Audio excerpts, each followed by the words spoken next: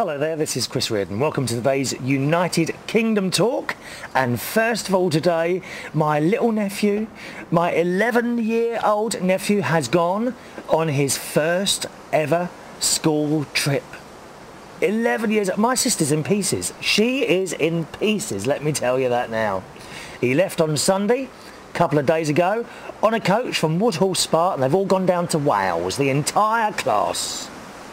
Oh, my poor sister. Already, here we are, 2 days later, and she has sent...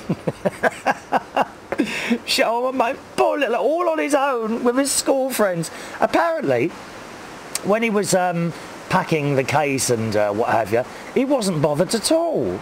She said he didn't look like he wasn't bothered about leaving home for a week or anything like that. I mean, I certainly remember the first time I ever went on Cub Camp. And I was almost sort of pushed into it, really. I didn't want to leave home. I didn't want to go. Now, how old was I then? Probably about, 9 years old. Yeah, must have been about 9 years old. And where was the Cub Camp? It was, oh yeah, I remember now. It was at a place called Tolworth. Or was it Tolworth? No, it wasn't. It was a place called, I remember, Broadstone Warren. Broadstone Warren, that was the name of the Cub Camp. I don't actually remember exactly where this is. It could have been in Kent somewhere. Not sure. But anyway, the lady next door to me, or next door to us when we lived in our flat in Roehampton, she was from, she belongs the 1st Roehampton Scout Group. Okay? And she was a Cub leader, and it's her that got me sort of involved in the Cubs and all that. Because as a child, I didn't really mix that well. I don't know about you, maybe you did, maybe you didn't. You certainly see, you know when you go out and you see children playing of very young age, up to about 15, some of them, they're like all together. Some of them kind of sit on the side and they don't really want to get involved too much. And I think, if I remember rightly, that was me. I didn't really want to get that involved and didn't have an awful lot of interest in Cubs. Or later on, indeed, Scouts come to that. But I persevered with it. And now, I would sit here in front of you and tell you now that my Cub and Scout days were the best, I would say, were the best times of my life so far. Funny, really, isn't it? How your perception of things changes. Anyway, so... Oh, I could go on and on about the first Cub Camp. I always remember it. Yeah, and there were no tents. We were all sleeping in like this big hut. And I remember my neighbour, her name was Mrs. Waller. Mrs. Waller, that was it. She was a lovely lady. And I remember being on the coach, and she said, just because I know your mum doesn't mean you're going to get special treatment. Because, of course, I was always very funny with my food and all that business. Yeah, I didn't like normal things then, like hot chocolate. In fact, I don't like that. Do you like hot chocolate? Oh, it's horrible stuff. It doesn't matter what brand. I've tried so many different cups of hot chocolate. Not my cup of tea at all. Give me tea any day of the week. I remember feeling quite lonely on that camp, and we were always looking for a phone box. I think they had a phone box in there. It wasn't like there were no mobile phones then, were there, dear? No mobile phones. You used to have to go to a call box. You'd have a little pocket full of 10p pieces. And you'd put... Do you remember those old phone boxes? You'd pick up the phone, dial the number. No push buttons. Dial the number. Yeah, dial the number. And then it would beep, beep, beep. And then you'd push your money in, and half the time you'd lose your 10p, wouldn't you? Because for some reason it wouldn't register. So then you'd ring the operator and say, oh, hello, well, it wasn't 10p, it was 2p. It was 2p. This is how long ago that was. 2p it was to make a phone call.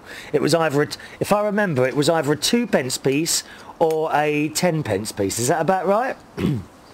Yes, I'm sure it was. 2p, you put your money in and you could speak to your mummy all over again. I'm sure I was ringing her 2 or 3 times a day. We were actually there was only one phone in this place, okay?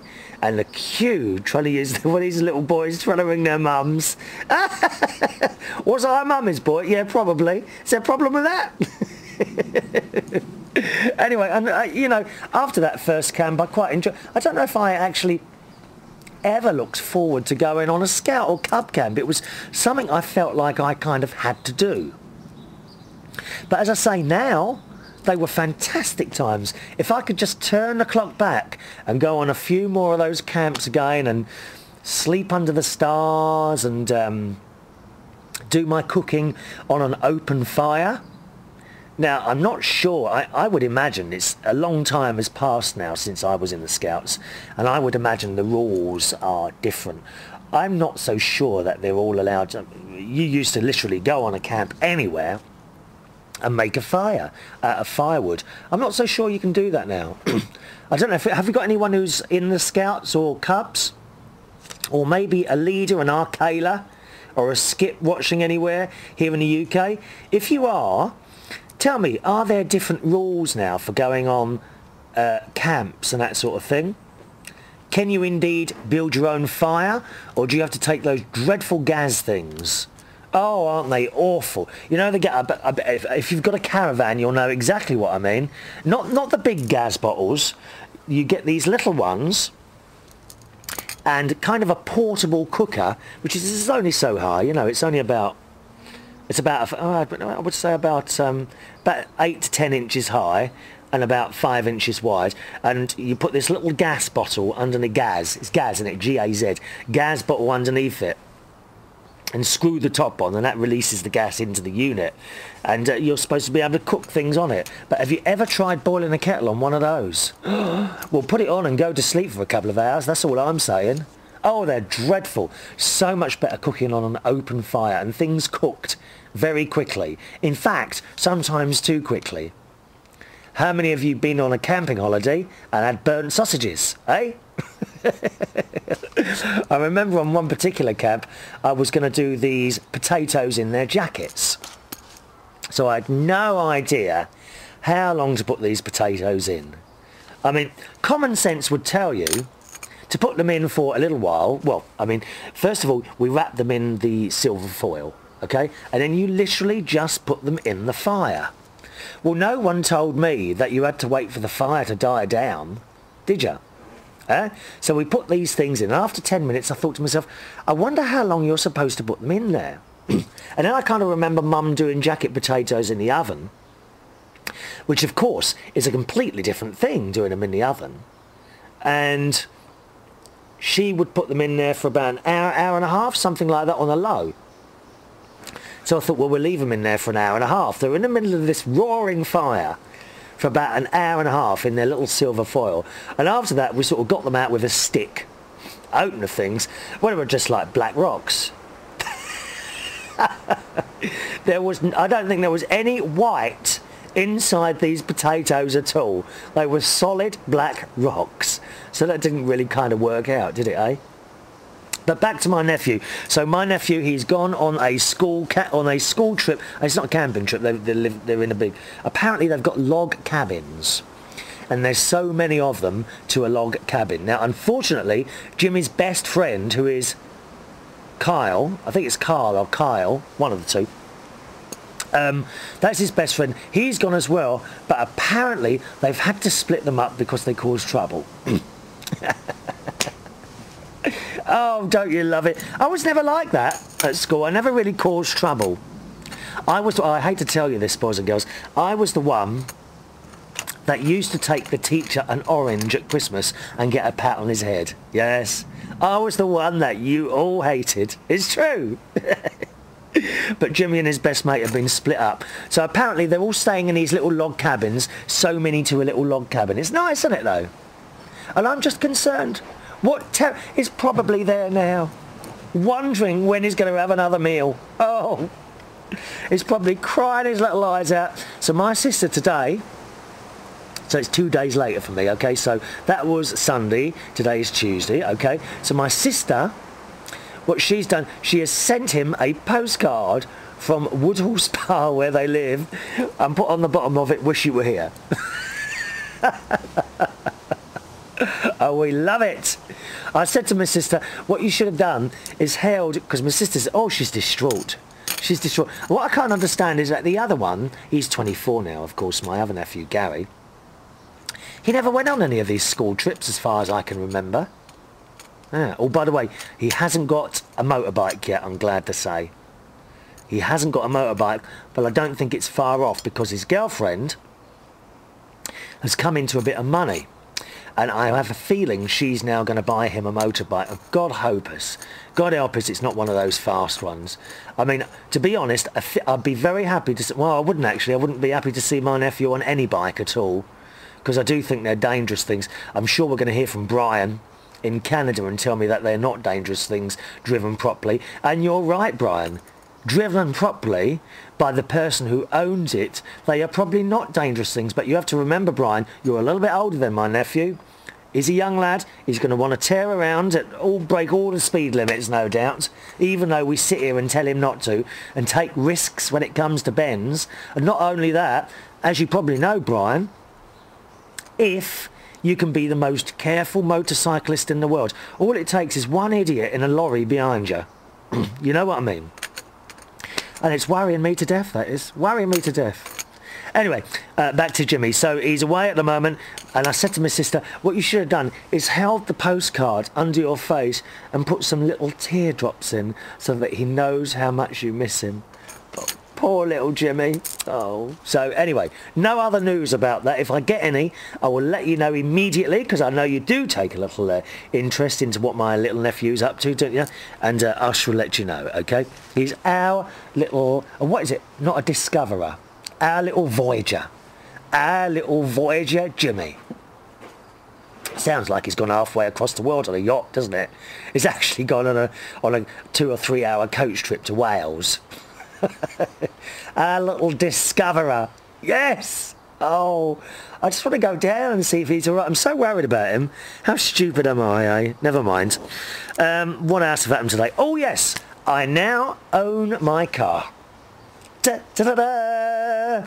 How fantastic is that? Yes, the last payment. What's happened with my little Toyota Aygo? I've now had it for a touch over 2 years.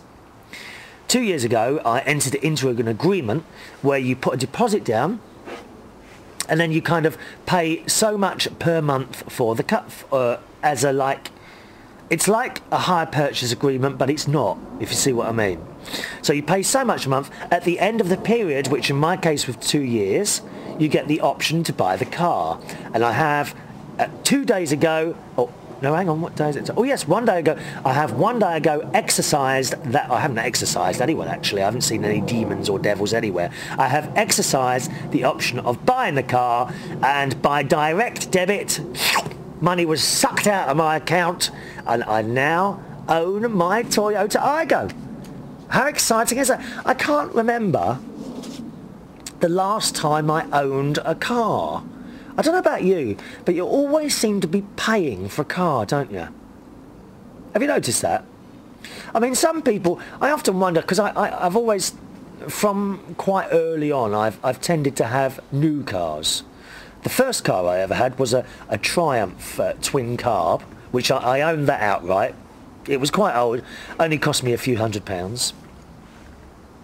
My second car was a black and red, hand-painted Lada. Again, that was quite an old car, and I owned it outright. And ever since then, I seem to have had loans for cars. Always had a loan, always constantly paying out, and then after a certain period of time you buy another car and the loan carries on or goes up. So it's actually quite nice to feel that next month I won't have a payment for the car because I already own it. Good, isn't it? The reason I bought it is I've been very happy with the reliability of the vehicle. The servicing, as done by Toyota, is very good. I do feel that I'm treated by Toyota as a proper customer, which cannot be said by so many companies these days. We always touch on this subject of service, don't we? I mean, there was a certain large car I had for a while. I had 3 of them, actually. And I thought the service was...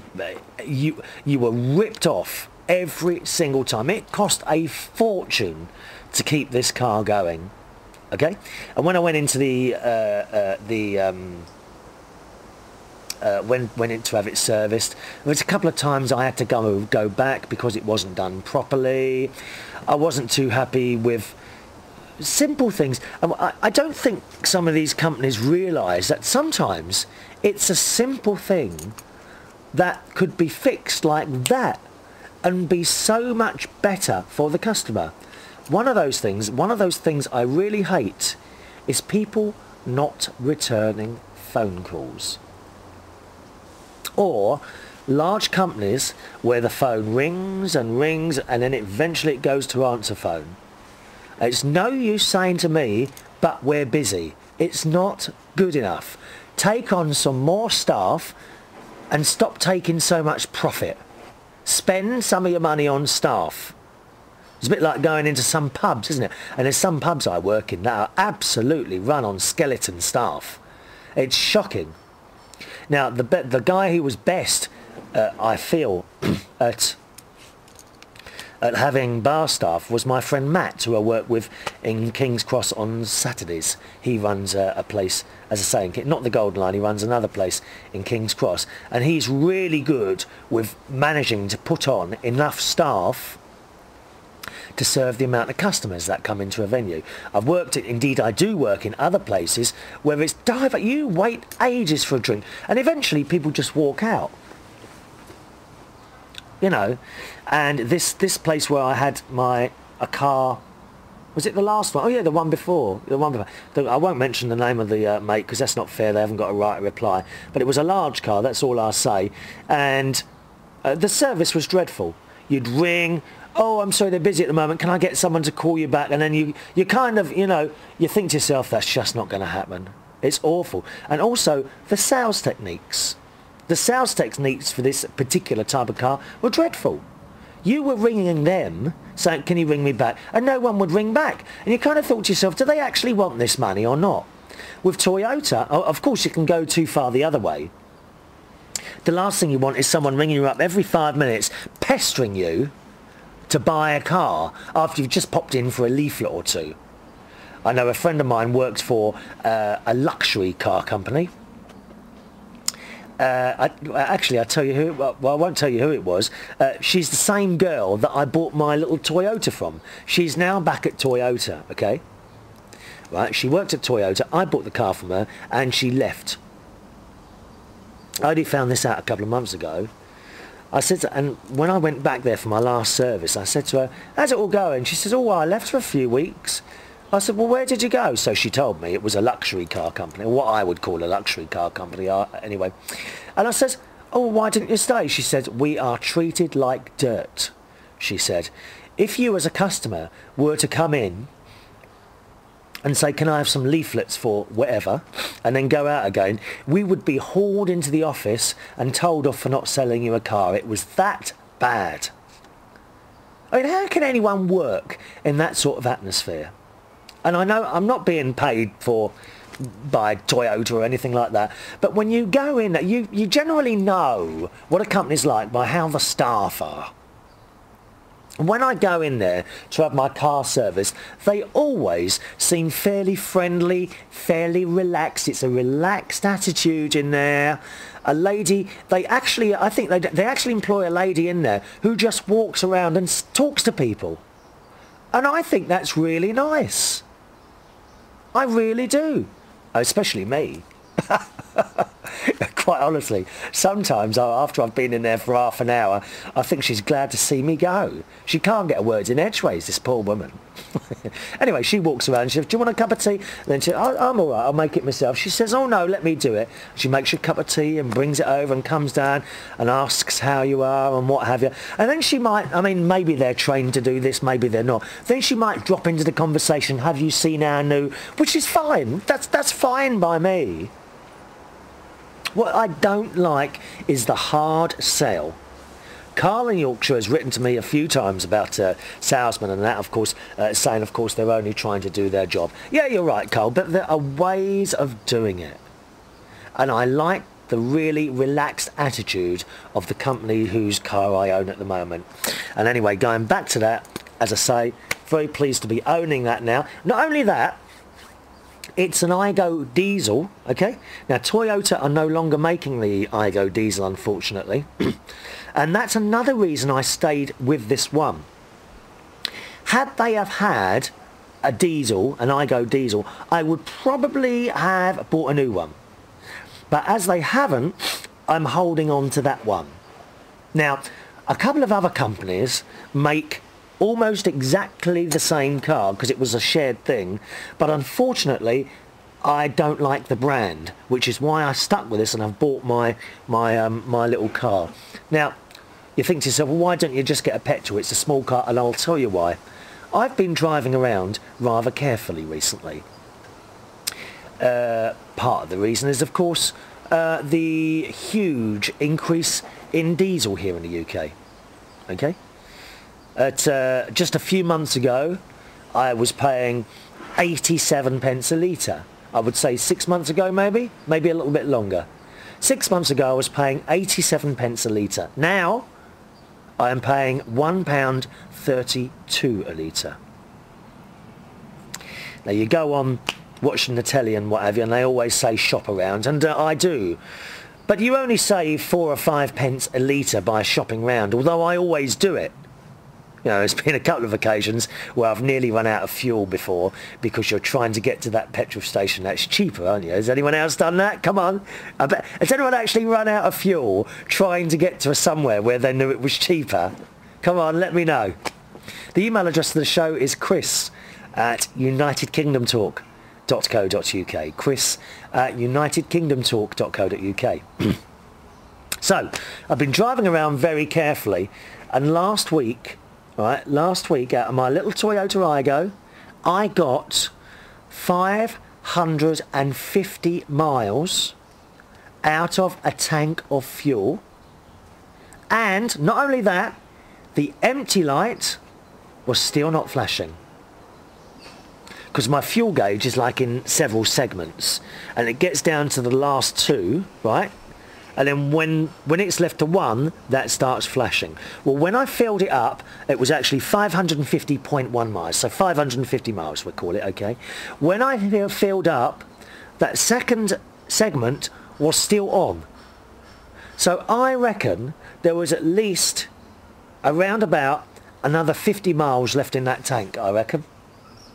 Although some people tell you it's really not a good idea to run it right down to the bottom because you get a lot of sediment and all that sort of thing in the bottom. I don't know if we've got any technical people, car mechanics would know about that perhaps. But certainly 550 miles out of a tank of fuel, and I reckon I still had another 50 miles in there. And I worked that out, and it came to, you ready for this, per gallon? 74.9 miles a gallon. I worked it all out. Because what you have to do, you have to get your litres, because it's all measured in litres here in the UK. You get your litres, and you convert that to gallons. If you look on the internet, there's all sorts of little conversion things on that help you to do that. And then, so you got your gallons, and you divide, so you got your gallons, I don't know, call it 7, and then you got your miles. So 550 miles divide by whatever gallons it was, 6 point whatever, equals, and there you get your miles per gallon. 74.9 miles a gallon I got out of the last tank. It's good, isn't it? And I've done that by driving around at most of the time around about 55 to 60 miles per hour. Now I reckon I could get a few more miles than that, but not that many.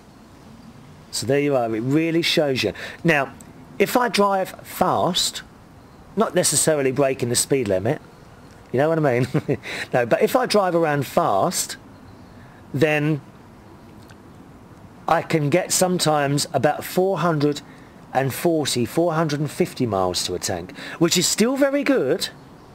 But as you can see, by driving at 55 mile an hour, it makes an enormous difference. We're talking, for me, a trip to and from, and to again, London. Another 3 trips. Good at it. Alright, so remember that. Why don't you just try it for a week? Wherever you are in the world, whether you're here in the UK or anywhere else, I know as a driver you're feeling the pinch at the moment. Oil prices just continue to go up, and you don't really believe they're ever going to come down again, do you? Alright, maybe by 3 or 4 pence, 3 or 4 cents. They're not going to go back to what they were 6 months ago. It just isn't going to happen. I don't believe that. So you're going to have to put up with it. Try driving around at about 55 miles an hour. Fill up your tank. I tell you what to do. Fill up your tank. Next time you fill up your tank, reset the the mileometer thing, whatever it's called. Okay? Drive normally for a week until you fill up again, until it's just about to go empty. Don't leave it till you get to empty, because you'll have the same problem as I had once when I did that, okay? Don't do that. Just drive until you normally fill up, then fill up and make a note of the mileage. The next time you do it, fill up and then drive around as much as you can at about 55 miles an hour. Certainly don't go faster than 60 mile an hour, okay? Try. It is hard. If you're used to driving around as I used to be at top speed everywhere, you're going to find this hard. But believe me, it's worth doing. You could save over the year an absolute fortune. There may already be some people watching the show who have had to do it because they just don't have the money to put on fuel anymore. But try it for a week. So fill up, drive around normally, take a note of the mileage, okay? Zero it again, fill up again, drive around this time at around about 55 mile an hour as much as you can. Except of course in built up areas where you'll have to go slower. But certainly on the open road, don't put your foot down. Stick it at about 55 miles an hour, okay? Drive as far as you need to once again. And when you get to roughly the same on the fuel indicator, take a note of the mileage and tell me how much difference it was made and what sort of car you've got. Okay, we could do this big experiment all together and let me know on the usual email, chris@unitedkingdomtalk.co.uk. Drive your car around, try and do it at 55 mile an hour, tell me how well you get on, tell me the difference in the mileage, chris@unitedkingdomtalk.co.uk. Alright, I even washed the car I went mad, dear. I washed the car on Sunday in preparation for the day that I would own it, and it has passed. I'm a little bit poorer in the bank, but don't worry about please don't start sending red parcels. Okay? Now, we've also got a postal address as well. And I just wanted to ask you actually, for the postal address, I have to pay for a post office box. Okay, so I'm going to give you the postal address in a minute if you want to put pen to paper. Now, it's not prohibitively expensive. On the other hand, it's not particularly cheap. So I'm kind of wondering, do you think we should keep the post office box going? What are your views on that?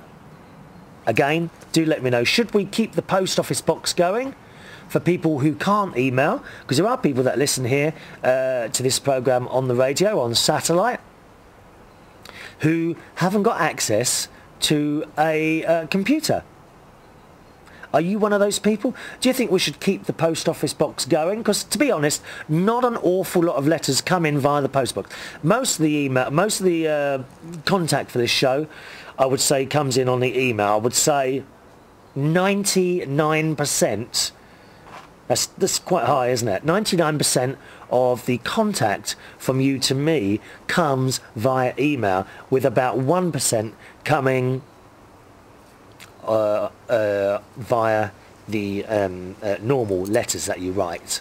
Okay. Do you think we should keep the post office box open, or should we close that? What do you reckon, to save a bit of cash? Not particularly bothered either way, but it does seem a little bit of a waste if people don't use it. Do let us know what you think about that, either by email or by post. chris@unitedkingdomtalk.co.uk, or by post, okay? Now, don't get me wrong here, I'm not begging for letters, okay? Not begging for letters.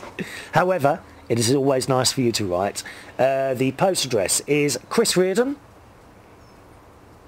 United Kingdom Talk. I'll have to put my glasses on again, it's getting a bit light again.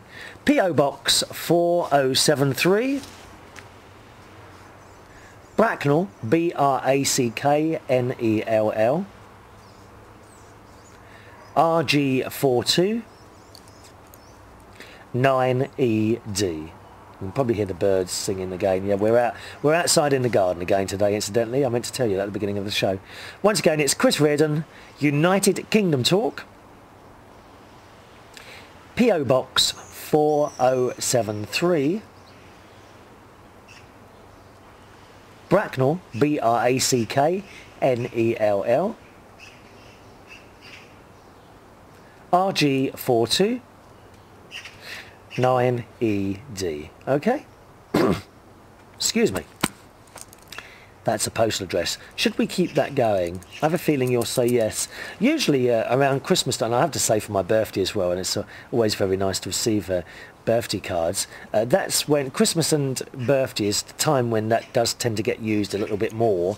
But throughout the rest of the year, maybe one email, one letter every few weeks, and it's when it's at that sort of level. Or should I just keep it going? Because the show does get a little bit bigger as time goes by, I suppose, doesn't it? With more people perhaps wanting to write. I don't know. See what you think, okay? We haven't heard from anyone in hospital. I often say, if you're sitting there in a hospital or something like that and you want to write in, please feel free to do so, because the show does go out on a couple of hospital radio stations up north, Kendal Hospital Radio and Auckland Hospital Radio. And if you're listening via those two methods, and maybe you're sitting in bed at the moment and you're a little bit bored, you could write us a letter from there if you want to. Now don't worry, because once you leave hospital, okay, you will still be able to keep in contact with the show simply by going to the website unitedkingdomtalk.co.uk and either watching or listening to it there, because the programme is available in video and audio as well, okay? unitedkingdomtalk.co.uk. Right, let's do some emails. First of all, it's our mate Wayne. Good afternoon, Wayne. It's Wayne Anonymous, known as Anonymous. You've been a bit quiet lately, Wayne. And Suko, I've noticed that you haven't been as chatty recently. You're not defecting completely to that James Dean show, are you? Is it Madame Air's teeth? Is that what it is? Is that what you're finding interesting? If you're a new listener to the show, Madame Aries and James Dean are the hosts of another podcast, the Matinee Show.co.uk, and they play all like show tunes, and I love show tunes, don't you? Hey, we did sing for you Oklahoma the other week, and actually I got a little email here from now where is our young lady? It's Marsha, isn't it? Let's see, was it Marsha? 1 second. No, was it oh no, sorry, I beg your pardon, Maggie. Oh, sorry. Oh dear, I got your name wrong then, didn't I? It's Maggie. Sorry, Wayne, I'll do your one in a minute. And she says, Chris, thanks so much for talking to me on your show today. My little show. Well, it's not just me talking to you, my dear. It's you talking to me as well. It's all about sharing stories, this show. Okay? She says, boy, I was surprised. Don't be surprised. Everyone gets personal attention here on the programme, here on United Kingdom Talk. It's the personal touch. Hey? If I was working in a car sales room, it would be Toyota, wouldn't it? Be honest, it would. I'd be the annoying one walking around trying to drum up conversations with everyone, I would. She says, love you singing Oklahoma to me and calling me a young lady. Well, I have seen your picture, my dear, and you look like a young lady to me. I think Live 365, now that's another method that you can use to listen to the show, okay? Live 365, she says, was a good way to introduce you to new people. I began investigating all the talk hosts on Live 365 and came across your show. A few weeks later, I realised I could probably see what you looked like if I searched for your name on youtube.com. I like the way that everything that ever happens to you is in the course of a day is fodder for your monologue. Best wishes from Magley of Oklahoma, where the wind comes sweeping down a plain. Oh, don't they do this thing with their arms? Don't they make a circle with their arms? Oh, no, I can't remember now. Oklahoma, where the wind comes sweeping down a plain. There is actions to it, isn't there? Because my auntie, Aunty Shirley, she used to be in, Aunty Shirley and Uncle John, they used to be in an amateur dramatic society when they lived here in the UK in, oh, what's the name of the place they lived in? Oh, it's gone now. It's gone right out of my mind. Oh, I can't remember where they lived. It was in Buckinghamshire, near Chalfont. Near Chalfont. They used to live around that, I can't remember. Anyway, they used to live in the UK. They actually now live in Australia. They emigrated in the 80s, and that's who I love going to visit them whenever I go there. But they were in an amateur drama, and there are actions to doing all this business. And I actually sang Oklahoma when I was in a scout gang show. Yes, not on my own, with a group of people. We used to do these shows every year when we was in the scouts. Oh, that would have been 63, 70, 83, round about 1981, 1980, perhaps somewhere like that. Oh, it was great being in a gang show. It was really enjoyable. As I say, my time in the Scouts and the Cubs were the best days so far of my life. Absolutely, yeah. And we used to sing a song. I can't remember the actions, and we had actions. Oklahoma, where the wind comes deep beneath the waves, and the raising to consortium. Did we used to go like that? Used to make circles with our hand. And a lazy, so these circles in the sky, that's it, circles in the sky. And then we used to make circles with our arms, yes. Maggie, Oklahoma. Can't believe you live there. Is it like in Oklahoma, is it like it is on the telly? You know, when it's all like dusty and not many plants and a little bit like in the Western films. You know, when you see that brush being blown across a like dusty area. Is that what it's like there? Or you must send me some pictures of where you live. I like to, I'm a bit nosy really.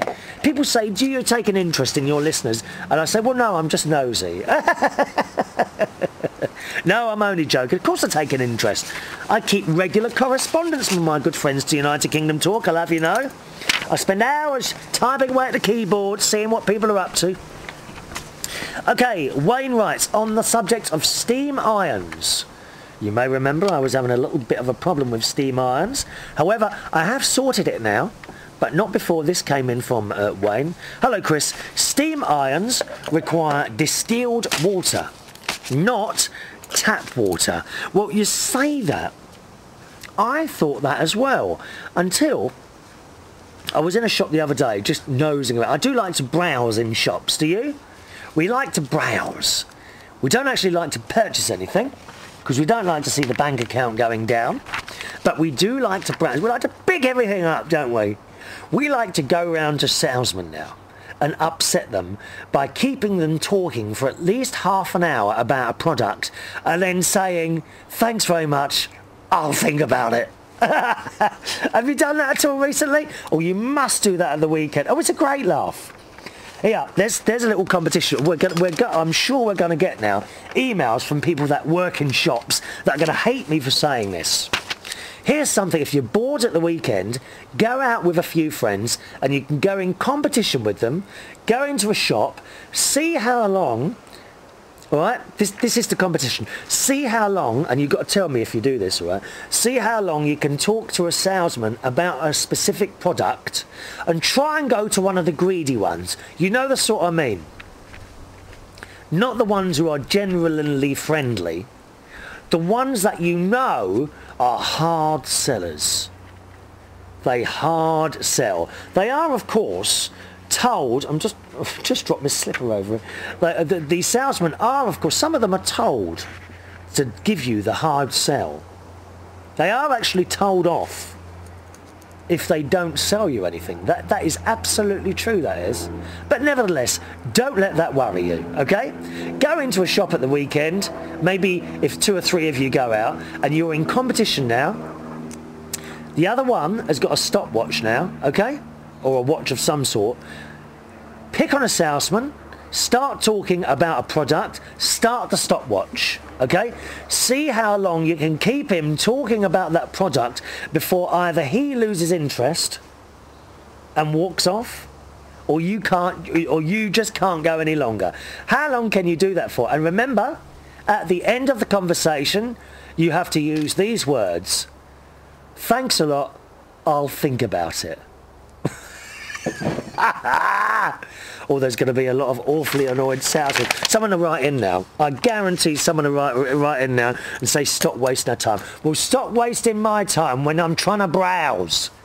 I don't want to be asked, can I help you, sir? No. What are you looking for? It's all right, I'm just looking. Well, is there anything I can... No, go away. I'm browsing, dear. Browsing. We like to browse. And the other thing, when I'm browsing in a shop, I don't know about you, but I like to touch. Do you like to touch? Eh? I bet you do. You do like to have a little feel, don't you, eh? You like to walk around that shop and touch various items. Maybe pick them up. And that's another thing that annoys me. When you pick up something and an alarm goes off. How annoying is that? Now, actually, that does keep... I mean, I do understand why you've got to have all these bits and pieces protecting property and what have you. I mean, who knows? Someone could walk out of a shop with a 50-inch plasma TV screen and not be noticed, couldn't they? It's certainly in Asda, when I buy some of the electrical goods for my Bingay prizes, they've all got those little, I don't know, the security tags on, haven't they? And quite often, I've got a trolley full of stuff, and there might be more than 10 electrical items, and for some reason it always goes off when I'm trying to go, and the poor old security guard, he often comes up and he then sees a trolley full of electrical goods, which means he's either got a choice of just letting me through or pulling out every one of those goods, and I've never ever have. They're like, oh right, okay, and I give them the receipt straight away so they can see there's all these goods on there. And he says, oh right, okay, off you go then, mate. And that's that. I mean, it's a bit different if you've only got one gadget in there or something like that, but I guess when you've got 10 or 15, they can't be bothered to check anyway. So, but it is annoying when that alarm goes off. Do, do, do, and everyone looks, don't they? Everyone looks. Although it's not so bad with me, because of course I do all my shopping at 3 o'clock in the morning in one of the Asdas. Oh, it's oh, I love it. Love shopping at 3 o'clock in the morning. Oh dear, we haven't got to this email yet. Hello, Chris. He says, steam irons require distilled water, not tap water. Oh, that's why I started talking about shops then, yeah. I have seen some steam irons that take tap water. That's true. In fact, they specifically say that you must use tap water, which is interesting. Although Wayne says the minerals in tap water will clog the steam vents and the iron may not produce steam or spit. A combination of steam and water. It goes like that. I love the noise a steam iron makes. Don't you know? Goes like that. Yeah. To clean out the minerals, mix equal parts of distilled water with white vinegar and pour the mixture into the cold iron. Must be cold. Run an extension cord out into your garden, plug in the iron and wait for it to heat up. This must be done while you are recording the video for your program. Lay an old clean white towel on your picnic table, that's here, and start ironing. When you push the steam button, the particles of mineral will spit out of the steam vent and decorate your towel. Oh, do you know, that's just put a thought... That's just put a thought in my mind, actually. No, I'm not gonna say it because it's particularly vile, actually. All I will say is, let me see what comes into your mind, and you can tell me on the email, okay? Let me read this bit again. When you push the steam iron button, the particles of minerals will spit out of the steam vents and decorate your towel. Okay? For towel, put another word there beginning with T. Can you think? I'm not going to say it. Oh, what vile. All I will also use there is the word curry, okay? Oh, the cat's just run in. What's up, cat? He says, repeat this process until the iron is once again functioning within normal perimeters, as Data from Star Trek would say. Incidentally, you know there's a new Star Trek film coming out, don't you? Yes. I believe it's at the end of the year or very early next year. Brand new Star Trek film. Can't wait. Can't wait. Repeat. This will be the first episode of Chris Reardon's Acceptable Homes and Gardens. Yes, oh, it could be a new programme we do, I suppose, yes. Keep that wobbly umbrella from this procedure or I will not be responsible for personal or property claims. Bless him, Suko. He knows not what he is doing. From Anonymous. Thank you, Wayne. Thank you for your kind help. I actually worked out what was happening with the steam iron. I was pushing the button down, whereas actually, strangely enough, the button has to be up. Because it's not like an electronic button. It's like you can physically feel something being pushed down inside it. Probably some sort of a little mini hydraulic pipe or something like that. I don't know. So there we are. Oh, it's got very windy suddenly. Hope it's not a tornado on the way. We don't have those here. All right. Thank you, Wayne. Hello to our friend Tony, who says, hi Chris, it's Tony. Where's my cuddle? He says, Tony. He says, I don't know, just because I'm straight and been married for 23 years, can't mates still say hi and have a cuddle? Of course they can, Tony. Anytime you and your family want a cuddle, you pop round here 24 hours a day. My door is open for you, my dear. It's open for you. He says, shame about the no video show on the 25th of June, but great nonetheless. All the best, mate, Tony. Yeah, do you remember that one? Silly fool I was. I forgot to start the video. I was sitting there for a whole hour talking to the video camera, only to realise I hadn't switched the blooming thing on. What an idiot. And a message arrived on the YouTube boards, and it's from our mate Terence. Hello, Terence. And he says, just watched, listened to the show. That was the one that we didn't start the camera again on the 25th of June. The one without the video. He says, at the end, you read out Terence's email, and I thought you might want to look at the little video I put together for him on YouTube. I look forward to watching the shows with a more current theme. Yes, because in just a couple of weeks, instead of recording a week in advance, we'll be recording either that day or just 1 or 2 days before. Okay, because I'm going up to my sister's soon. Can't wait. It's only a couple of weeks away. Oh, I'm so excited. There won't be any break in the programmes with you though, because as I say, we are a week ahead. But once I come back, then we'll be sort of more current. Also, I'm taking my camera and recording stuff up there because she does live relatively near to a seaside resort, and I'd like to record a show while sitting in front of the sea. I think that would be quite nice. And she's also got like a different forest area up there, and maybe one from the garden as well, which I'm quite looking forward to doing.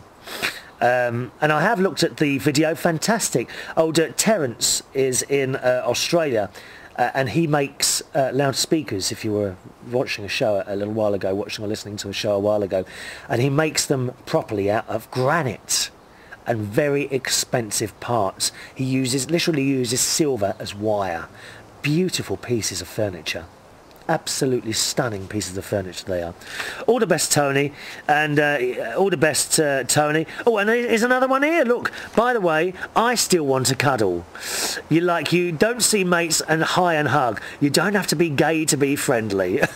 I love it. Yeah, we all know that. I'm very friendly. I like to try and be friendly anyway. So thank you for that. Audio freak, my mate there, Tony. Hang on a minute, is that the same? I will see what you've done there. You've sent these similar emails to email and one to the YouTube thing, haven't you? That's it. It was Tony, wasn't it? Not from Terence. I beg your pardon. Yeah, from Tony. That's his brother. Okay, how are we doing on time? Let me have a look. Oh, yes, a few minutes, yes. Susan. Hello, Susan. It's our friend Susan, our cat lover. And she starts off with this little quotation from Chief Dan George. If you talk to the animals, they will talk to you, and they will know and you will know them. If you do not talk to them, you will not know them. And what you do not know, you will fear. And what one fears one will destroy. And it's true, this, isn't it? How many of you, I wonder... Oh, there's a big bee there. Did you see that? How many of you, I wonder, know a neighbour's big dog? Perhaps an Alsatian or a Rottweiler, something like that. And as it comes past you, it either ignores you completely or comes up and says hello. Because it knows you. Because you've spoken to it before. It's nice, isn't it? But that same animal can go mad sometimes if someone comes past who it doesn't know. And what Susan's saying here is, Chris, this motto is on a sign at the entrance to InSync. InSync is where Susan looks after the wild cats, lions and tigers. And she recently sent me some lovely photos of her working in the cage and talking to these so-called wild animals. It's very true. Most wild animals will leave you alone if you don't threaten them. From what you read on your last show about the killing of the second polar bear makes me sick. Why didn't they just leave it be? I bet there were 1 or 2 hunters in that group that were determined to have themselves a nice trophy and the bragging rights of saying that they shot a polar bear. Yes, Susan, I was also very sad that this creature had been killed. Going back to Bob's email, he was explaining that the reason it seems to have been shot was because it had started wandering off into another area and they weren't sure that they could keep track of it. So they shot it. I think that's very sad. I too think it should have been perhaps let be. On the other hand, could have been a child, I suppose. And would it have attacked a child? I don't know. We don't know these things. But sometimes, Susan, yes, I mean, we kill things not really knowing what's going to happen anyway. Maybe that bear would have been very friendly. Some people would say, but we can't take that risk. I wouldn't have wanted that bear to be killed. Wait and see, perhaps. Susan says, a lot of people come out to InSync and you will hear them telling their kids about how wild animals are to be feared and how vicious they are. Perhaps would snakes be considered wild animals? If so, why is it that on the 3 occasions I've seen snakes where I used to go jogging just in the forest there, as I got close to them, they just slithered away? Is that an animal to be afraid of? A snake that runs off in the other direction? Most of the time, Susan will be in one of the cages when I hear the parents telling how dangerous wild animals are. I will tell them that they are now looking at the most vicious animal ever to roam the earth.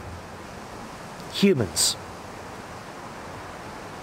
They will kill their own species and anything else that moves, trash their environment and make it unfit for man and beast. You're so right. There are places now that you cannot go because we've destroyed and made poisonous the environment. Think for a minute what this earth would look like without man and all his buildings, cars and roads. It would be paradise. Yeah, absolutely would be. That's why I say to you, Susan, I love the forest. I love the forest. There's so few places. And of course now, here in the UK, we want to build wind turbines all over the English countryside. It's going to spoil it, yes, but on the other hand, isn't that better than burning coal and that sort of thing? Very, very difficult, you know, very difficult decision. But yeah, you're right. The world would be a lot better place without man, if you ask me. Without humans. Oh, my umbrella nearly went over, then it's got windy. She says, think of all the wars, robberies, murderers that go on daily. Yet you hear of one bear or tiger attack and it makes headline news worldwide. How true is that? How true is that? Certainly here in the UK, the last 2 nights, someone has been stabbed to death in London. 2 nights running.